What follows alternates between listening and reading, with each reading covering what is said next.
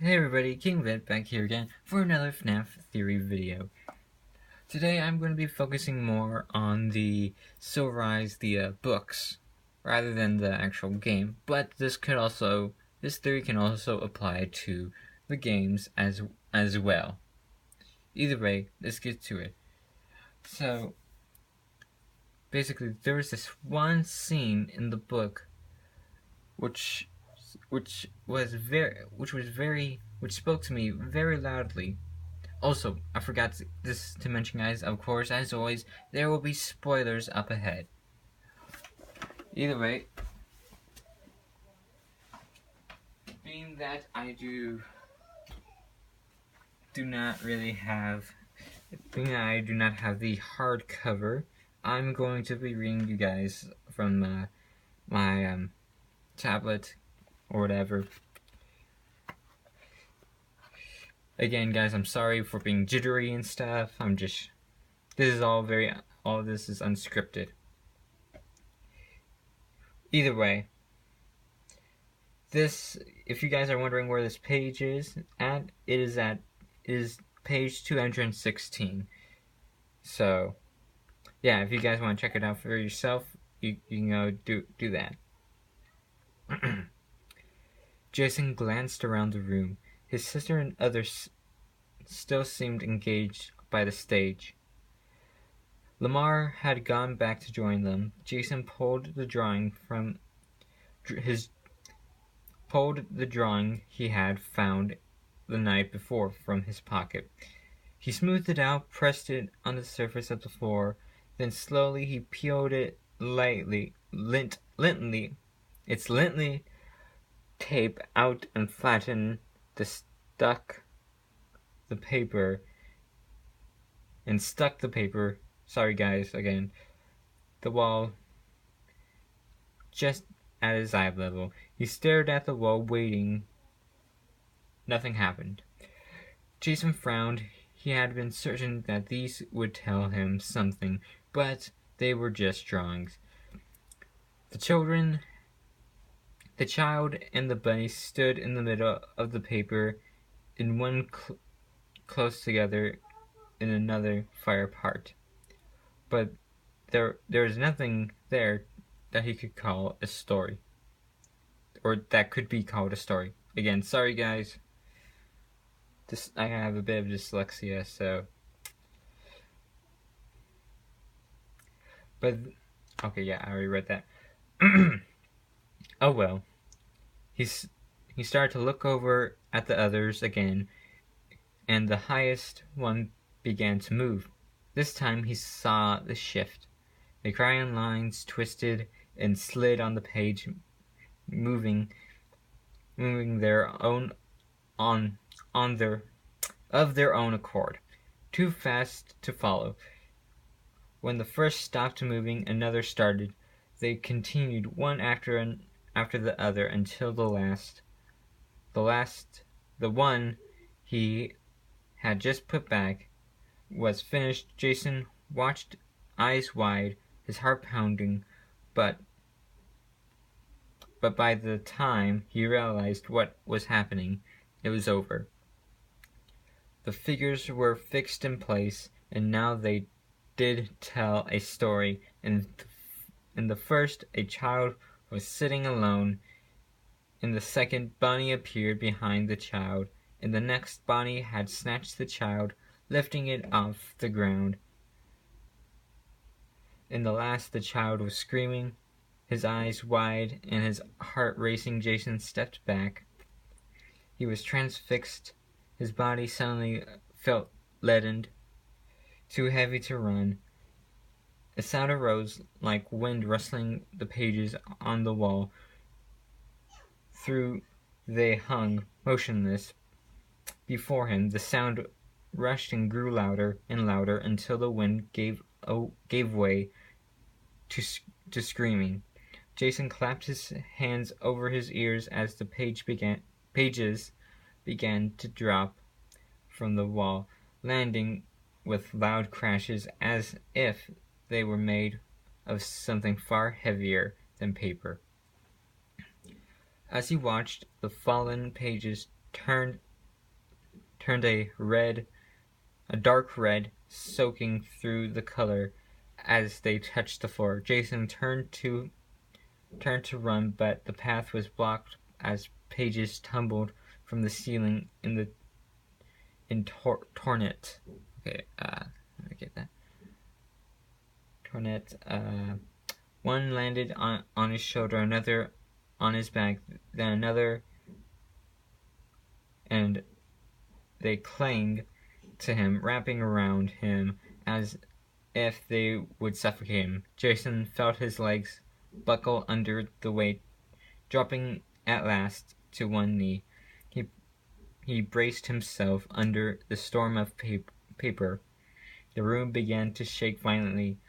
Jason gritted his teeth, trapped, and suddenly it was over. The red-soaked papers were gone.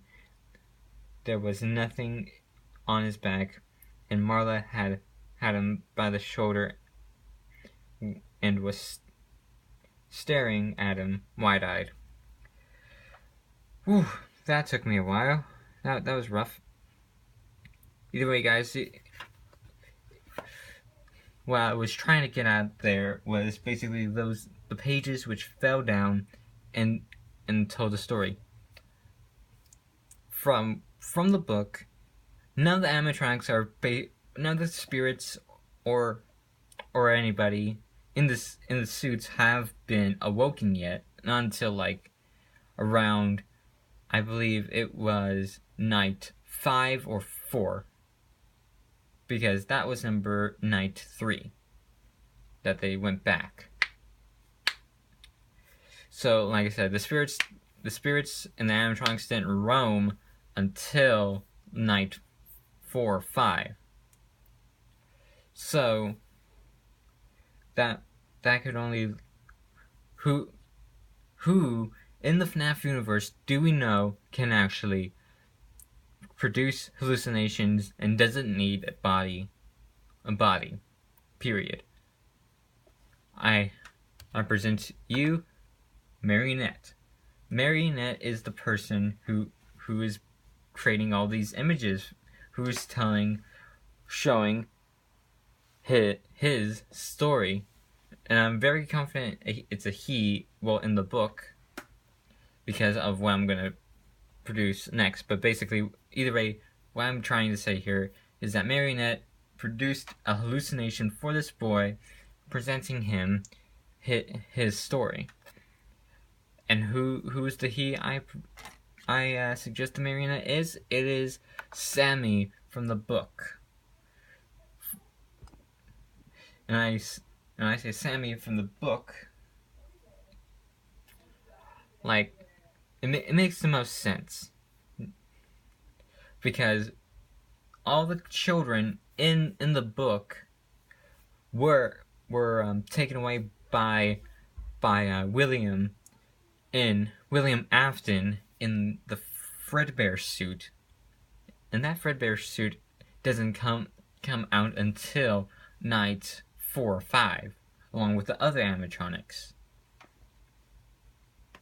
So that only leaves one spirit, which has no body, can create hallucinations, and more, which is Sammy. Sammy's the only one who has died in the facility and was killed by William Afton. They didn't say if they found the body of Sammy. They didn't say anything in the book. But from what I can tell, being that they didn't say that, we can easily assume that he was also stuffed, or something was done with his body, which then leads him to become the Marionette, as it was saying before. Basically, I'm saying Sammy is the Marionette in the book. I'm not saying Sammy is the Marionette in the games. There is not still that mini game, but honestly, it can go both ways. So, Sammy is I'm telling you guys, Sammy in the books is the Marionette, is our marionette in the books. All the clues are there. Sammy's the only one who was killed or taken away by Bonnie. The pictures, as you heard me read them, showed Bonnie taking a child away. Sure, this child was alone, but at the same time, like all the other children were together. It wasn't that William picked them off one by one. He grabbed all of them at the same time. So the marionette. So basically, I am saying Sammy is the marionette in Five Nights at Freddy's The Silver Eyes. This could easily go on for. I can easily just mumble on about nothing, but I've made my points here. You guys can. I would like to hear your guys' opinion. Go ahead and try to prove me wrong on this. Please, I dare you. Just don't be mean about it. Honestly, sure, you can go ahead, put up mean comments or whatever, but you know it's not gonna hurt me. I felt more worse. Either way, thank you guys for watching. Also, I'm gonna need you guys' help in figuring out what theory I'm gonna do next. I am either thinking doing the let's see, can I get a better photo? No.